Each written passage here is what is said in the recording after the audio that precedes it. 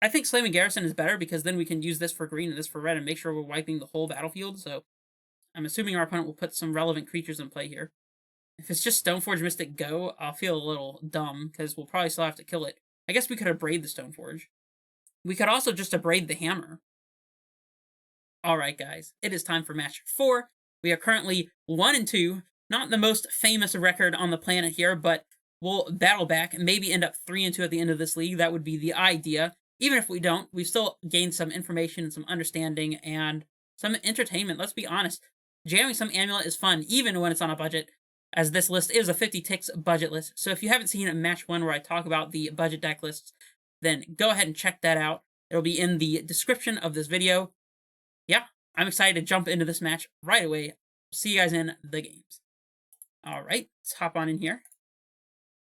On the play, of course. Playing against Ivan Guile. Don't know if I'm pronouncing that correctly yet. And we have a double Amulet draw with Summoner's Packs and such. I mean, we're absolutely keeping double Amulet and Growth Chamber. This is a turn 3 Titan, if I'm not mistaken. Since we are 1 turn off of playing Amulet on 1 here. Amulet on 1 into Amulet Bounce Land. I guess we'd have to double Pact to cast... to cast Titan on turn 2. It would probably be worth it, although our opponent obviously would have had a board to absorb some of the damage, so... I guess we still want to top deck a 3-drop or a Grazer here. Our opponent gets to look at our top card. Or a 3rd Amulet also makes it, like, super uber lethal, I'm almost certain. Oh, I don't know why I just always yielded to that Amulet trigger, as that will surely be a mistake if we let that reside where it is. So, I'm going to hit 5 here to cancel all the yields and pass it to our opponent. If they don't just hammer plus Sigarda's Aid here and kill us, well, I guess that wouldn't even kill us. Yeah, I don't know. I don't think our opponent can kill us from here, and I'm almost certain we can kill our opponent from here, getting the triple Titan in play. Did not cover this pattern in my patterns video or my beginner's intro to Amulet video. If you haven't seen that before, then go check it out. But with 3 Amulets, you get to Squadron Titan and put as many Titans into play as you can get Tolarios and then attack with up to 3 of them. Our opponent has the hammer, but we actually just have the nuts here, so... Sure. Let's take the inconsequential block, because we might as well. Alright, opponent, are you ready to see the magic? Ooh, and we just naturally draw the Titan to start things off here. That's cool. Alright, so let's play Growth Chamber. No yields. Don't want to auto-yield to any of these Amulet triggers. Untap. Float. Untap. Float. Untap. Float. Cool, cool, cool. Play Titan. We'll always yield here. Yep. And we don't even have to get Tolarios since we have Summoner's Pact. So let's just get a Gruul Turf and a Forest here. Just float a ton of mana this way. Get some lands in play. Might as well. Untap, untap. Float, float. Untap, untap. Float, float. Untap, untap. Float with the Forest. Pick up the Forest. Summoner's Pact. Get Titan. Play Titan. Might as well leave the red floating, I do suppose. We'll do the same thing since we just have the other Summoner's Pact in hand here. Or our opponent can concede and not give us the ability to play our 3rd Titan and haste all of them. That's cool. It's okay, I didn't want to do that anyways. We're playing against a deck that demands interaction, so let's bring in our interactive spells. Like these. Yeah, I mean, we could bring in Baloth, but, I mean, we're just going to get one-shotted with hammers and stuff, so probably not the most relevant. Mammoth definitely seems out of place for a matchup like this. Explorer is way too slow. Adventurous Impulse is pretty slow. 1 Summoner's Pact can go. Bog could be relevant if our opponent has Lurrus. I didn't check to see, because I never do, because I'm bad at this game. Okay, I don't think they have Lurrus, so I'm going to go ahead and trim Bog here. Anything else? Gotta cut one more card. Radiant Fountain seems good. Grazer is a nice blocker. I guess just one more Impulse.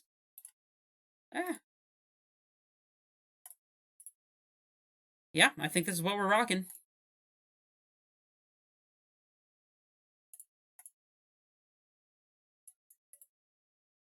Alright, let's see how fast our opponent can get the hammer kill on us. They, of course, choose to play first.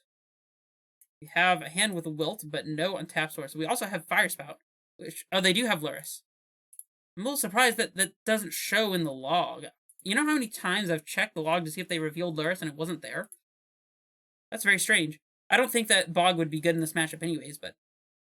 I mean, this hand is not gonna cut it. If we just never find a land, then we just die, so definitely mulliganing. I mean, this hand's great. A red source would be appreciated, but let's get rid of one of these extraneous lands, keeping an extra bounce land just in case. Turn 1 Amulet is pretty good.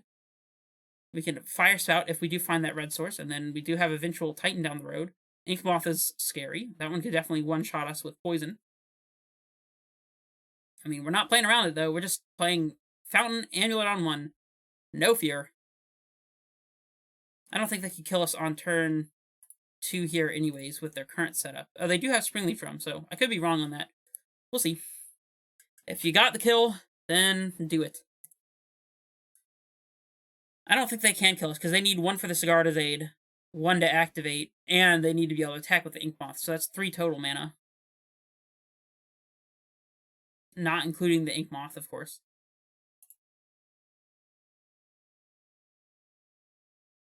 Leonin Relic Warder. This one lets them exile an artifact or enchantment, and then when it leaves the battlefield, the artifact or enchantment that was exiled comes back. So if we do Fire Spout away our opponent's board state, then we'll be able to get our Amulet back. And say, actually, we did want that one, thank you very much. Red source. Dryad. I mean, that's kind of a red source. Let's pick up our Fountain for life value. I mean, we're getting dangerously close to just dying here, though. I mean, that's what happens on the draw in a matchup like this. Not much to be done about it. I suppose our opponent can give her runes to save, for example, the Relic Warder or whatever from our Fire Spout, giving protection from red. Or green, I suppose. Pure Steel Paladin. This lets them equip for 0. So, and also lets them draw a card if they have a hammer, and they do. Okay, well, Fire Spout's not really cutting it anymore.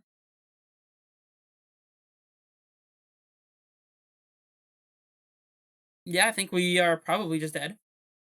Can't think of anything that gets us out of this. They do equip the Ornithopter. It loses flying, so I guess we can chump block with Dryad for a turn and then slam Titan into play, perhaps. And no trample, so... I don't know. We're in some trouble, however. Okay. They don't attack with the Giver. Makes sense. Let's gain some life. Actually relevant 2 life gains here, as exactly 10 would be a relevant number. Play our Dryad. Play our Bounce Land so we can gain some more life. And set up to cast a Titan this upcoming turn. Of course, we're not going to be able to because we're going to have to block with this Dryad, so no big deal.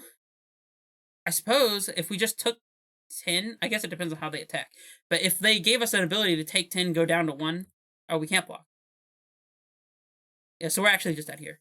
Because they attack with everything, we block one of these, take 12, so. Let's let them attack with everything. Make sure they realize it. They do realize it. Scoop it up. We'll take our losses. That is A-okay. Yeah, I don't think we want to change anything. A little bit of a shame that we never had a window to cast the Fire Spout that we'd drawn, but it happens. That Relic Warder was very good for our opponent. So their sideboard cards coming in clutch. On the play, of course. Another triple Amulet draw. Let's just do that again.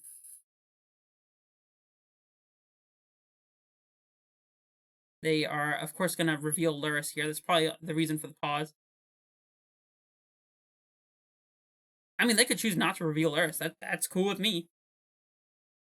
I don't think Luris is almost ever relevant in this matchup anyways. Oof, we have a turn 3 Fire Spout on the play. Is that good enough? Oof, I kind of feel like it may not be.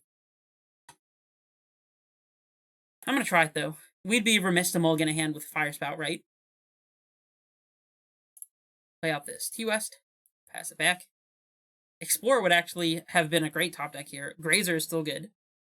Anything we can play here would be good, like Amulet or something. Anything to fill the window here. Let's hope they don't have a springleaf drum draw. Ooh, a braid is actually a fantastic one to fill the curve here. Do we hold it up, or do we play Vesuva? I think we play Vesuva. We could also just slam Garrison. Yeah, I think slamming Garrison is better because then we can use this for green and this for red and make sure we're wiping the whole battlefield, so probably just better to play the Garrison here. I'm assuming our opponent will put some relevant creatures in play here. If it's just Stoneforge Mystic Go, I'll feel a little dumb, because we'll probably still have to kill it. I guess we could have braid the Stoneforge. They got a hammer and did nothing else. We could shock in Stomping Ground, Grazer in a Vesuva copying Stomping Ground, and then hold up a braid. That is weak to them having exactly 2 Colossus Hammers. But don't think we can play around that. We could also just abrade the hammer. Yeah, and then we also have a blocker if they do have 2 hammers. I guess if they have 2 hammers, I'm not sure what our plan is. I guess we pack for Rex Sage. Okay, I've convinced myself. Vesuva copying the Stomping Ground. Not paying the 2 life as it would enter tapped anyways. It's a transmute not to play. Sad. I like playing extra lands. I don't know if you've noticed. Holding up a braid here. Alright. If our opponent wants to play land, animate Nexus, attack us with Nexus, and hammer it up, I mean, we can abrade the Nexus, or we can just abrade the hammer. I'm not sure which would be better, to be honest.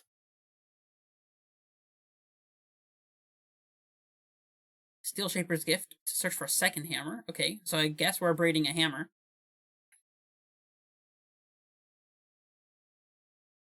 Oh, Shadow Spear. +1/+1, trample, and lifelink. Okay, well, we'll let our opponent attack here. Just the Stoneforge. Alright, well, we'll block. This incites our opponent to do something. Shadow Spear doesn't stop their Stoneforge from dying to the abrade, but the issue is... Alright, we'll let them target with the Colossus Hammer. The issue here is, if we abrade, and then they have a Pure Steel Paladin, they get to equip Colossus for 0 and dodge Fire Spout, which I really dislike. That makes me inclined to just abrade the hammer here and keep the Fire Spout. I mean, obviously, let this resolve. We're going to hit the hammer. Shadow Spear, that's cool. Alright, this on the stack, let's destroy the hammer. Don't want to get got by Pure Steel Paladin. This is the line we've chosen.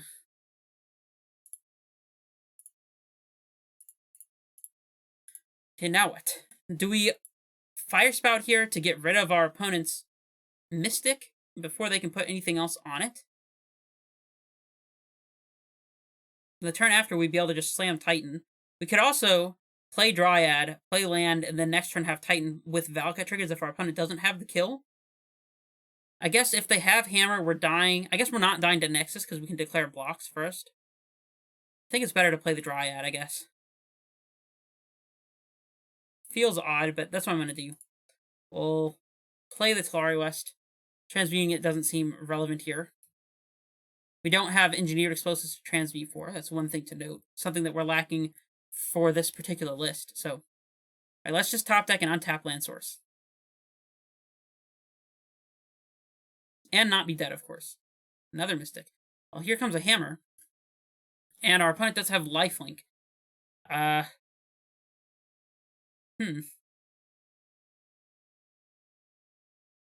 maximum number of Valakut triggers we can get here is 5. So I guess we could kill the Mystic. This feels awful. Do we even block? I feel like we shouldn't. It has trample. Yeah, I guess we're not blocking. I guess we also lose if our opponent has a second hammer if we don't block. Or a third hammer, I guess I should say. as then it would go to a 22. If we block in that case, we still take 19. So if to play around double hammer, we'd have to put both creatures up, and I just don't think that's worth it. So no blocks. Hope to top deck an untapped land source or a bounce land even would allow it. There's a second hammer. Well, we couldn't have beat that, so maybe we should have abraded the Stoneforge Mystic. I think we still would have lost in that case too. I guess one path we could have taken was to Summer's Pact for our Rex Sage and kill the Sigarda's Aid, so they can't just auto-equip hammers. That might have been good, but whatever. We would have hit the untapped source as well. Not much we could do about it. Well, not the most fantastic look so far, a 1 and 3. I feel like we have been getting a few unfortunate matchups. I do think Hammer Time and Red-Green Ponza are both bad matchups for us, and the Amulet Mirror, of course, just comes down to the draws, and we didn't really have the best draws in the Amulet Mirror either, so could be some bad variants. Let me know what you think. I will see you guys for the last match.